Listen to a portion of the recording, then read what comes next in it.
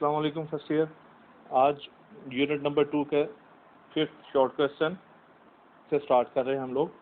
Can the magnitude of A vector have a negative value, मतलब क्या कभी किसी भी वेक्टर की वैल्यू के मैग्नीट्यूड की वैल्यू नेगेटिव हो सकती है? तो मैग्नीट्यूड कभी भी नेगेटिव नहीं हो सकता। उसकी सपोर्ट के लिए हम क्या करते हैं, एक फार्मूला लिख रहे हैं।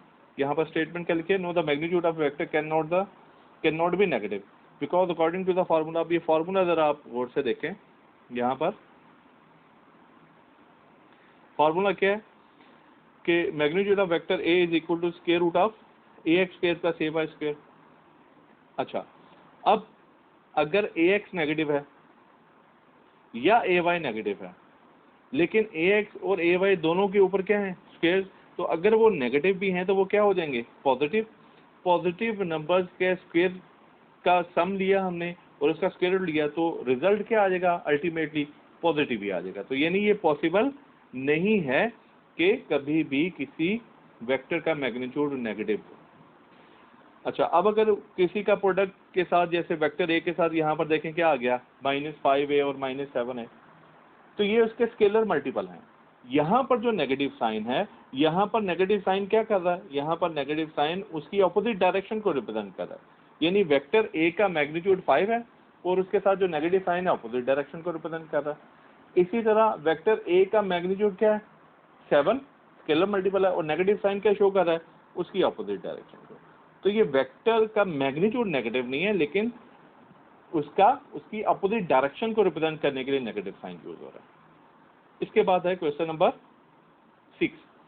If a plus b is equal to 0, what can you say about the component of two vectors? मतलब अगर दो वेक्टर्स का सम किसके इक्वल हो, 0 के equal, a plus b is equal to 0 है, तो उस वेक्टर के जो कंपोनेंट्स हैं, उन कंपोनेंट्स पे क्या रिलेटेड हम रिजल्ट कंक्लूड कर सकते हैं, इस बात को हमने इस शॉर्ट क्वेश्चन में डिस्कस करना है। तो गिवन डाटा में a प्लस बी इक्वल है 0 के। अब प्लस b को अगर आप दूसरी साइड पर ले जाएंगे तो -b आ जाएगा। अब इन दोनों वेक्टर्स के हम कंपोनेंट्स लिखते हैं, इसको प्लेन में हम कंसीडर करते हैं। तो वेक्टर a के कंपोनेंट्स आ जाएंगे axi प्लस ayj और वेक्टर b के कंपोनेंट आ जाएंगे bxi प्लस byj, और बाहर कौन सा साइन है इसका, बाहर नेगेटिव साइन है। अब axi प्लस ayj इक्वल आ जाएगा -bxi माइनस byj, इसको इक्वेशन नंबर 1 का नाम दे दिया गया। अब अगर इस इक्वेशन 1 को हम कंपेयर करें, तो कंपोनेंट i को i के साथ और j को j के साथ कंपेयर करना है आपने, इनके कोएफिशिएंट्स को कंपेयर करना है। इसका मतलब है ax इक्वल आ जाएगा किसके, -bx के, और ay इक्वल आ जाएगा -by के। इनको नाम दे दिया हमने इक्वेशन नंबर 2 और इक्वेशन नंबर 3 का।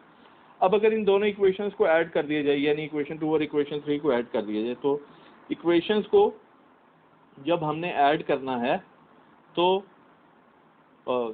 इक्वेशन 2 और 3 को रीअरेंज कर दिया, मतलब पहले 2 को रीअरेंज किया, -bx को लेफ्ट साइड पर लेकर जाएंगे तो वो +bx हो जाएगा, ax plus bx is equal to 0 हो गया। इसी तरह इक्वेशन नंबर 3 को भी रीअरेंज किया तो -by क्या आ गया, +by, तो ay plus by equal to 0 आ गया।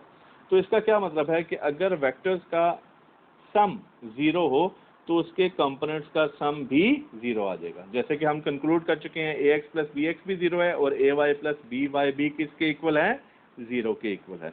तो वेक्टर्स का सम 0 होने का मतलब है इसके कंपोनेंट्स का सम भी 0। इसके बाद नेक्स्ट हम लोग शॉर्ट क्वेश्चन नंबर 7 को डिस्कस कर रहे हैं। क्वेश्चन नंबर 7 की स्टेटमेंट में पढ़ रहा हूँ। Under what circumstances would a vector have component that are equal in magnitude? यानी किस कंडीशन में किसी भी वेक्टर के कंपोनेंट्स, यानी उसका x कंपोनेंट और y कंपोनेंट्स, रेक्टेंगुलर कंपोनेंट्स की बात कर रहे हैं इन प्लेन, उनका मैग्नीट्यूड इक्वल होगा। तो वो एक ही केस है।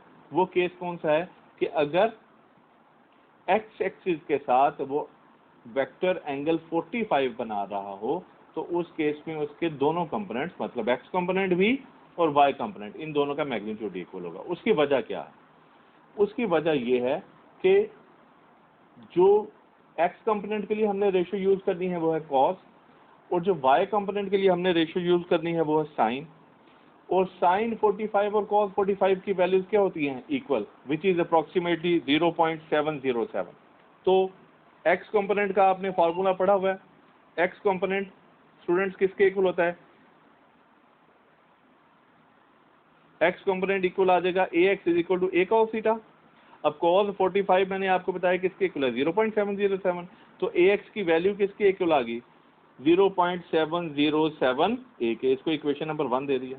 अब अगेन एंगल 45 है, तो ए वाई किसके इक्वल होगा? ए साइन 45 के, और साइन 45 की वैल्यू भी वही है जो cos 45 की वैल्यू है 0.707। तो ये ए वाई भी किसके इक्वल आ जाएगा? ए वाई भी इक्वल आ जाएगा 0.707 ए के। तो एंगल 45 पर किसी भी वेक्टर के दोनों रेक्टेंगुलर कंपोनेंट्स का मैग्नीट्यूड इक्वल होता है। उसके बाद आ जाते हैं क्वेश्चन नंबर 8 पर। Is it possible to add a vector quantity to a scalar quantity? नहीं, किसी भी वेक्टर क्वांटिटी को किसी स्केलर क्वांटिटी में ऐड नहीं किया जा सकता। सेम नेचर की क्वांटिटीज को ऐड किया जा सकता है। जैसे स्केलर में स्केलर को ऐड किया जा सकता है और वेक्टर में वेक्टर को ऐड किया जा सकता है। इसी तरह स्केलर में से स्केलर को सब्ट्रैक्ट किया जा सकता है और वेक्टर में से वेक्टर को सब्ट्रैक्ट। तो एडिशन और सब्ट्रैक्शन में नेचर सेम होनी चाहिए। स्केलर में से स्केलर को ऐड या सब्ट्रैक्ट किया जा सकता है, वेक्टर में से वेक्टर को ऐड या सब्ट्रैक्ट किया जा सकता है। हाँ, मल्टीप्लिकेशन में ऐसा नहीं होता, डिवीजन में भी ऐसा नहीं होता। यानी मल्टीप्लिकेशन और डिवीजन में आप स्केलर को वेक्टर के साथ मल्टीप्लाई भी कर सकते हैं और डिवाइड भी कर सकते हैं, लेकिन ऐड और सब्ट्रैक्ट नहीं कर सकते। इसीलिए वेक्टर्स को ऐड करने का हमने एक नया मेथड सीखा है जिसको हेड टू टेल रूल भी कहते हैं। तो इसलिए ये बात याद रखिएगा कि अगर आपने स्केलर में वेक्टर को ऐड या सब्ट्रैक्ट करना है, वेक्टर और स्केलर को, तो उनको चूंकि उनकी नेचर सेम नहीं है तो उनको ऐड या सब्ट्रैक्ट नहीं किया जा सकता। इसके बाद आ जाते हैं क्वेश्चन नंबर 9 पर। Can we add 0 to a null vector? अब 0 अगेन क्या है? स्केलर क्वांटिटी है, और नल वेक्टर तो ऑब्वियसली वेक्टर ही है, चाहे उसकी डायरेक्शन आर्बिट्रेरी ही क्यों ना हो, तो है तो वो वेक्टर ही।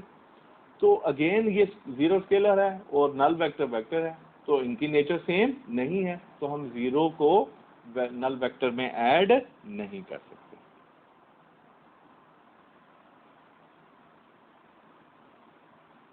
ये तो एक कॉन्सेप्ट हो गया जो हमने क्वेश्चन नंबर 8 में पढ़ा। उसके अकॉर्डिंगली क्या हम कर सकते हैं? जैसे ये देखिए जरा, a प्लस 0 किसके इक्वल आ जाएगा? ये वापस a के इक्वल आ जाएगा, और 0 प्लस 0 किसके इक्वल आ जाएगा? वो 0 के इक्वल आ जाएगा।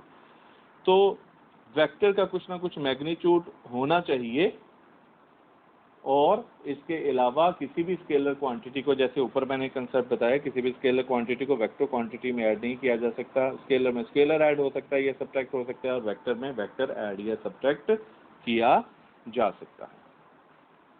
अब इसका लास्ट शॉर्ट क्वेश्चन है, two vectors have unequal magnitude, can there sum be 0? अब दो वेक्टर्स जिनका मैग्नीट्यूड इक्वल नहीं है, क्या उनका सम 0 हो सकता है? तो ऐसा पॉसिबल नहीं है। वेक्टर सम 0 होने के लिए क्या होना चाहिए?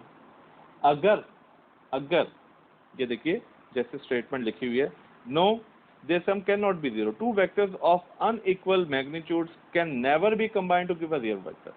क्योंकि इक्वल वेक्टर्स अगर ऑपोजिट डायरेक्शन में हो तो उनका वेक्टर सम 0 हो सकता है। तो अनइक्वल वेक्टर चाहे उनकी डायरेक्शन ऑपोजिट भी हो, यानी अगर एक पॉजिटिव है और दूसरा नेगेटिव है, तब भी उनका रिजल्टेंट या उनका सम 0 नहीं हो सकता। तो ये आज के लेक्चर में हमने शॉर्ट क्वेश्चन नंबर 10 तक डिस्कस करना था। नेक्स्ट लेक्चर में